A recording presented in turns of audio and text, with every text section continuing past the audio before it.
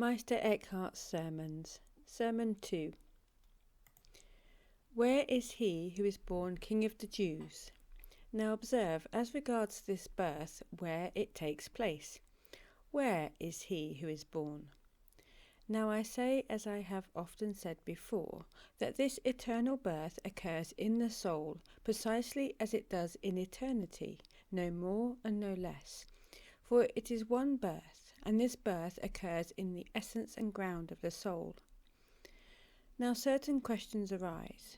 First of all, since God is in all things as intelligence, and is more truly in them than they are in themselves, and more naturally, and since wherever God is, there he must work, knowing himself and speaking his word, in what special respects, then, is the soul better fitted for this divine operation than are other rational creatures in which God also is? Pay attention to the explanation. God is in all things as being, as activity, as power, but he is fecund in the soul alone. For though every creature is a vestige of God, the soul is the natural image of God. This image must be adorned and perfected in this birth. No creature but the soul alone is receptive to this act, this birth. Indeed, such perfection as enters the soul, whether it be divine undivided light, grace, or bliss, must enter the soul through this birth, and in no other way. Just await this birth within you, and you shall experience all good and all comfort, all happiness, all being, and all truth. If you miss it, you will miss all good and blessedness. Whatever comes to you in that will bring you pure being and stability. But whatever you seek or cleave to apart from this will perish. Take it how you will and where you will, all will perish. This alone gives being, all else perishes. But in this birth you will share in the divine influx and all its gifts. This cannot be received by creatures in which God's image is not found, for the soul's image appertains especially to this eternal birth, which happens truly and especially in the soul, being begotten of the Father in the soul's ground and innermost recesses, into which no image ever shone, or soul power peeped. The second question is, since this work of birth occurs in the essence and ground of the soul, then it happens just as much in a sinner as in a saint. So what grace or good is there in it for me? For the ground of nature is the same in both. In fact, even those in hell retain their nobility of nature eternally. Now note the answer. It is a property of this birth that it always comes with fresh light. It always brings a great light to the soul, for it is the nature of good to diffuse itself wherever it is. In this birth, God streams into the soul in such abundance of light, so flooding the essence and ground of the soul, that it runs over and floods into the powers and into the outward man. Thus it befell Paul when on his journey God touched him with his light and spoke to him. A reflection of the light shone outwardly, so that his companions saw it surrounding Paul like the blessed in heaven. The superfluity of light in the ground of the soul wells over into the body, which is filled with radiance. No sinner can receive this light, nor is he worthy to, being full of sin and darkness and wickedness, which is called darkness. Therefore it says, the darkness shall never receive nor comprehend the light. That is because the paths by which the light would enter are choked and obstructed with guile and darkness. For light and darkness cannot coexist, or God and creatures. If God shall enter, the creatures must simultaneously go out. A man is fully aware of this light. Directly he turns to God, a light begins to gleam and glow within him, giving him to understand what to do and what to leave undone, with much true guidance in regard to things of which before he knew or understood nothing. Where do you know this from, and in what way? Just pay attention. Your heart is often moved and turned away from the world. How could that be but by this illumination? It is so charming and delightful that you become weary of all things that are not God or gods. It draws you to God, and you become aware of many a prompting to do good, though ignorant of whence it comes. This inward inclination is in no way due to creatures or their bidding, for what creatures direct or affect always comes from without. But by this work it is only the ground of the soul that is stirred, and the freer you keep yourself, the more light, truth, and discernment you will find. Thus no man ever went astray for any other reason than he first departed from this, and then sought too much to cling to outward things. St. Augustine says, there are many who sought light and truth, but only outside where it was not to be found.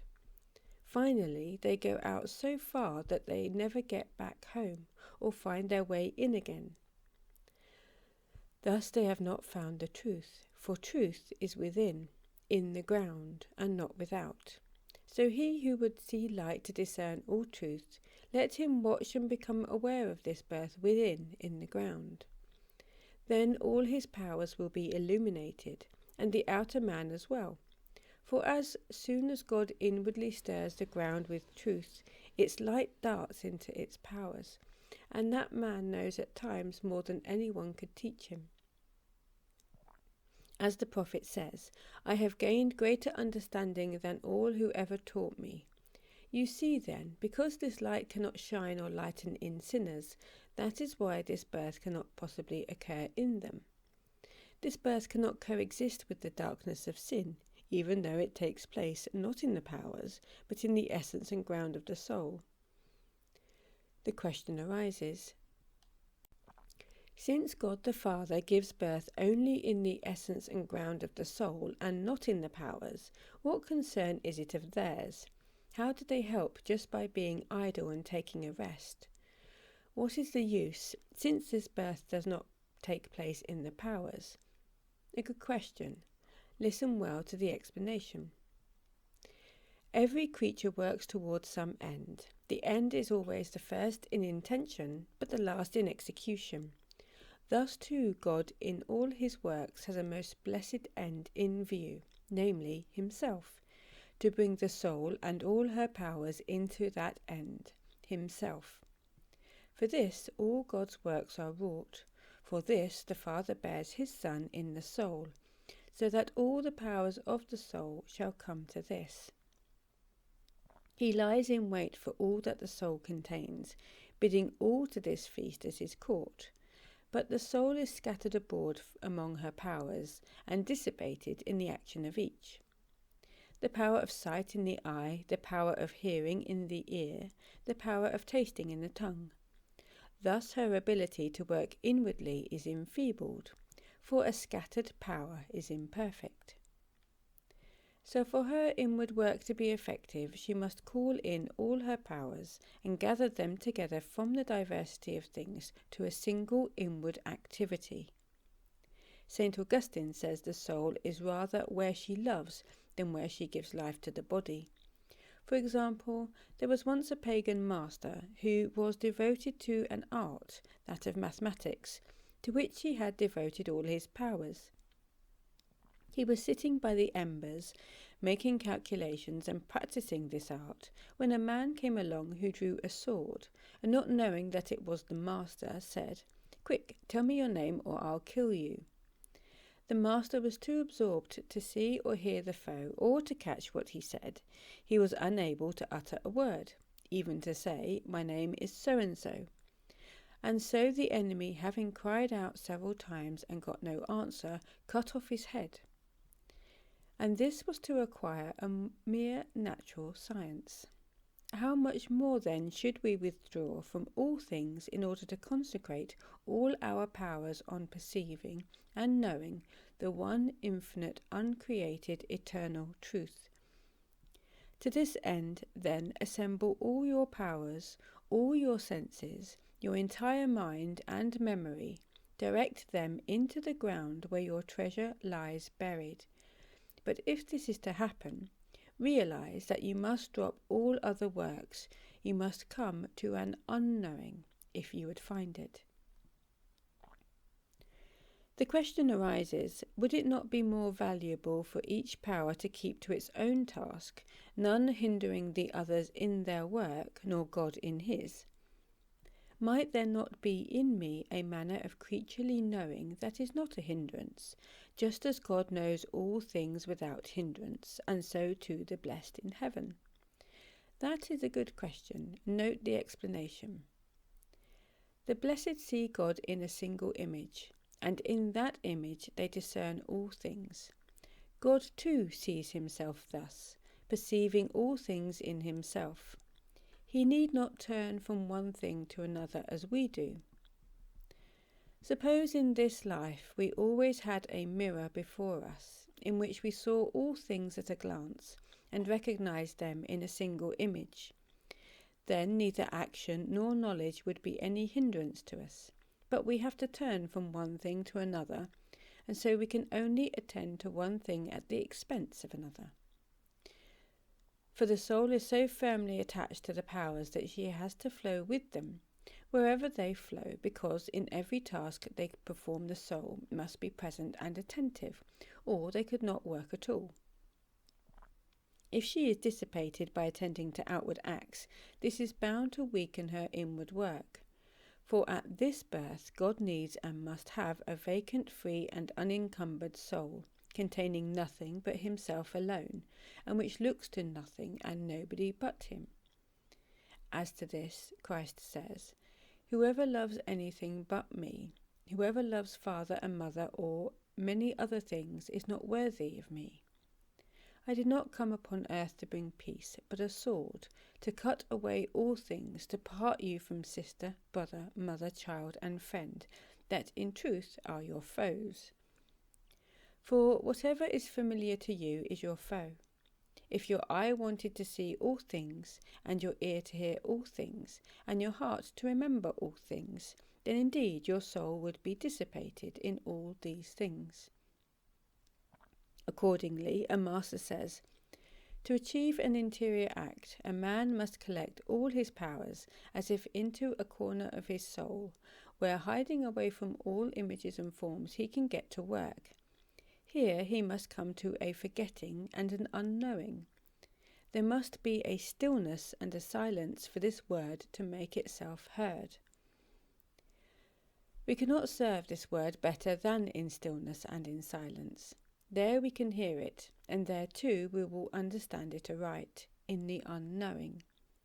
To him who knows nothing, it appears and reveals itself." Another question arises. You might say, "Sir, you place all our salvation in ignorance. That sounds like a lack. God made man to know, as the prophet says, 'Lord, make them know.' Where there is ignorance, there is a lack, something is missing. A man is brutish, an ape, a fool, and remains so long as he is ignorant. But we must come to a transformed knowledge, and this unknowing must not come from ignorance, but rather from knowing. We must get to this unknowing.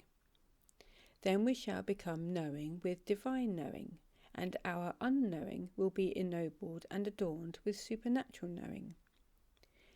And through holding ourselves passive in this, we are more perfect than if we were active.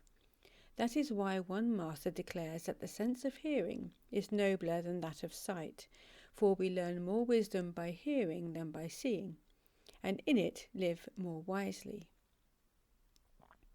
We hear of a pagan master who lay dying. His disciples discussed in his presence some noble art, and dying though he was, he lifted up his head to listen, saying, "Oh, let me learn this art now, that I may rejoice in it for ever." Hearing draws in more, but seeing rather leads outward. The very act of seeing does this. Therefore, in eternal life we shall rejoice far more in our power of hearing than in that of sight. For the act of hearing, the eternal word, is within me, but the act of seeing goes forth from me. In hearing I am passive, but in seeing I am active. But our bliss lies not in our activity, but in being passive to God. For just as God is more excellent than creatures, by so much is God's work more excellent than mine. It was from his immeasurable love that God set our happiness in suffering, for we undergo more than we act, and receive incomparably more than we give. And each gift that we receive prepares us to receive yet another gift, indeed a greater one. And every divine gift further increases our receptivity and the desire to receive something yet higher and greater. Therefore, some teachers say that it is in this respect the soul is commensurate with God. For just as God is boundless in giving, so too the soul is boundless in receiving or conceiving. And just as God is omnipotent to act, so too the soul is no less profound to suffer. And thus she is transformed with God and in God. God must act, and the soul must suffer. He must know and love himself in her. She must know with his knowledge and love with his love. And thus she is far more with what is his than with her own. And so too her bliss is more dependent on his action than on her own. The pupils of St. Dionysius asked him why Timothy surpassed them in all perfection. Dionysius replied, "Timothy is a God-suffering man. Whoever is expert at this could outstrip all men. In this way, your unknowing is not a lack, but your chief perfection, and your suffering your highest activity. And so in this way you must cast aside all your deeds and silence your faculties if you really wish to experience this birth in you. If you would find the newborn king, you must outstrip and abandon all else that you might find, that we may outstrip and cast behind us all things unpleasing to the newborn king. May he help us who became a human child, in order that we might become the children of God. Amen."